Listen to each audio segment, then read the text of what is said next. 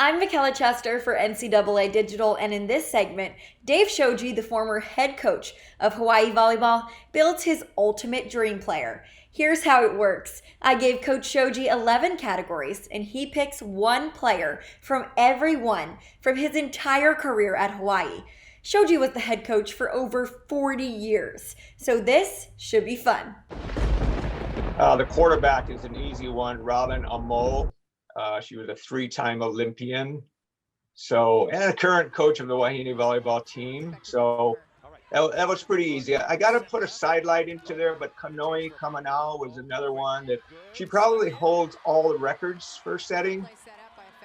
And so I'd like to mention her, but Robin Amo was the setter, and a kid from public school, very shy, hardly said anything.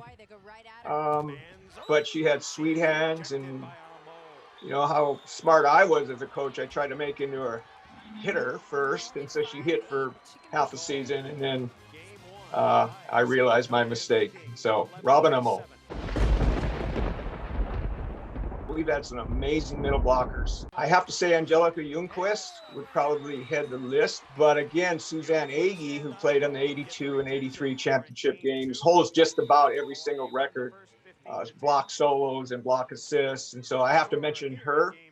And then there's two other people I'd like to mention, and one was Brittany Hewitt, who not in the record book, but had really solid hands and was a wall herself. And recently, Emily Maglio was another really solid middle blocker for Hawaii. But Angelica would be the one that I would pick as number one.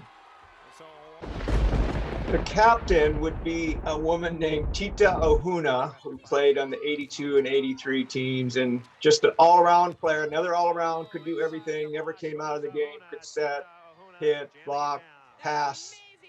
But was a real leader. She was the leader from when she was a freshman. Right away, she had this leadership quality, and everybody looked up to her and everybody listened to her. So that's another easy one.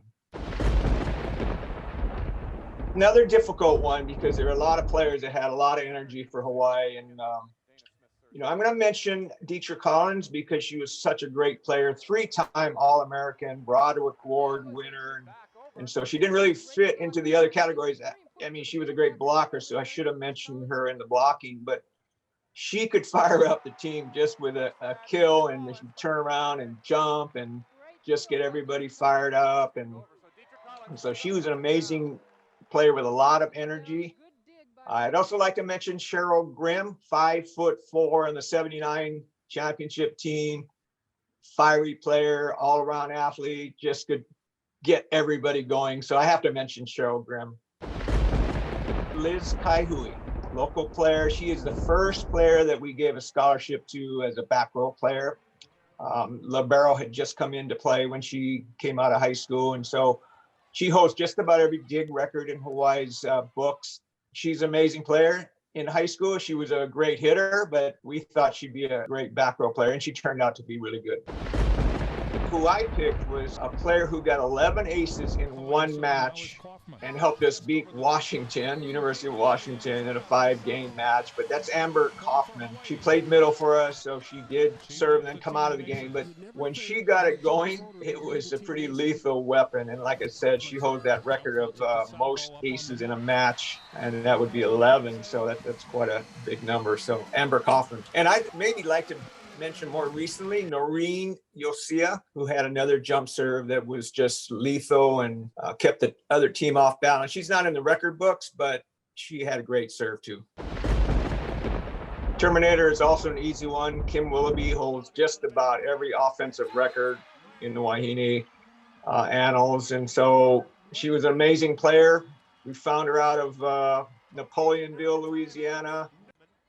We knew right away she was going to be an amazing player. She had all the skills. She could dig, she could block, serve, everything. Amazingly from a little town in Louisiana, but complete volleyball player, but definitely the Terminator. I picked for the Swiss Army knife, Coreypulaski. She played again on this great team we had in 82 and 83, 5'8". She got a lot of kills just based on some heat. She could bring it, but she also had really smart. She knew when to go high hands. So she got a lot of kills going off the block and out of bounds. She would tool the middle blocker. She would tool the outside blocker. Just a really smart player. And she had to be at 5'8". She couldn't go over anybody, but she could go through. She could go around, and she just had every shot in the book. So Coreypulaski was my Swiss Army knife. I picked Emily Hart. Emily was a 2-time All-American at, I think, 2 different positions. She came in as a middle blocker, and we moved her outside, I think, in her 3rd year, so she had to stay in and pass. But she never was one that commanded a lot of attention. She was just low maintenance, low key, very efficient. At the end, we used to set her 80 balls, and she would never complain, and just an amazing person. Still playing some pretty high-level volleyball, so but she just was somebody that was always kind of in the background, never was the highlight player, but just an amazing volleyball player. Dirty worker was a woman named Nicole Kubi, a local player here, and had gone away, and I think she had to redshirt a year here, concentrating on her academics. But once she got eligible, she did everything for Hawaii. She played left side, she played right side, she dug a lot of balls, she was in the rotation, all 6 rotations, anything we needed her to do. She could hit out of the back row. Just an amazing player, and just one of those players at the end of practice, you look at her and like, man, what have you been through? Because she was always drenched in sweat, uniform's dirty, and she's just groveling all the time. And she did a lot for our program. T. Williams, and that's T with 3 E's, was a great player for us in the late 80s.